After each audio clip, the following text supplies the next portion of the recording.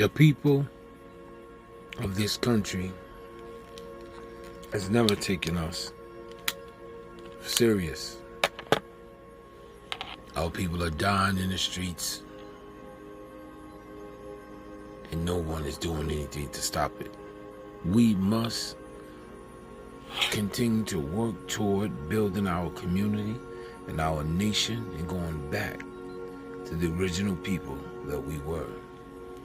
People indigenous to this country, aborigines of this country, the copper tribes that were here before anyone ever came to these lands. All the information and facts are there. Yet, the people of this country continue to put us down and treat us as if we're foreigners, looking for a handout on land that belongs to us. We were here before any ship ever came here, and the information is everywhere. And even our own people refuse to see who we are. Malcolm X and Dr. King and various other religious leaders or civil rights leaders, whatever you want to call them, had told us a long time ago who we were. And many of us, growing up in the South especially, my grandmother being from Alabama, was born in 1919, told us what tribes of Indians we were from, what Aborigine people or Aborigine tribe we belonged to. And as you can see the young man behind me in the statue, we were already here. But yet this country has painted us as being criminals.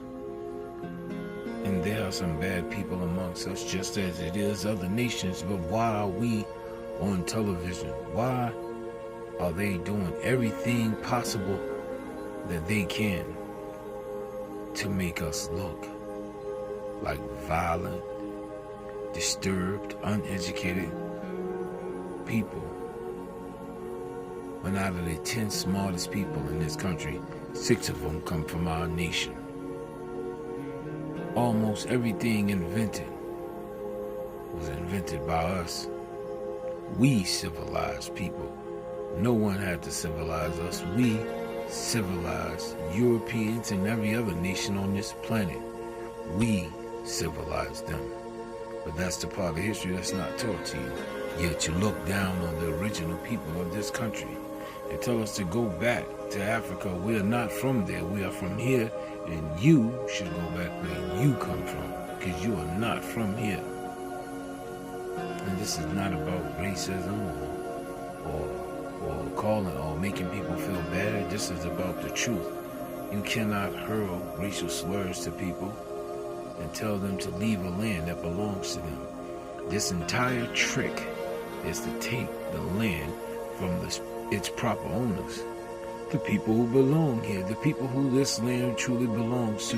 That's why every so many years they change our nationality from Negro to black and every other thing they can think of besides Aborigine, besides Nietzsche, or besides Hebrew, the people who were here when they came. They bought a Hebraic interpreter because they knew to whom they were encountering. They knew we called ourselves the Nietzsche people, and they knew that the tribes of Yasharel were here. That land of Israel is not our land. This is our land right here. We were here before any ships came here. You understand? To our people, we need to stop letting the world decide who we are, what we are, and speak for ourselves. We do not need a black leader, or Al Sneakton, or any other Jesse Waxon, or any other one of these people that get on TV and say they speak for us. There is no spokesperson for any other nationality or any other nation but ours, and we do not want these spokesmen because we did not vote these men in. Has anybody ever took a vote for Al Sharpton or Jesse Jackson or any other person that says they speak out for us?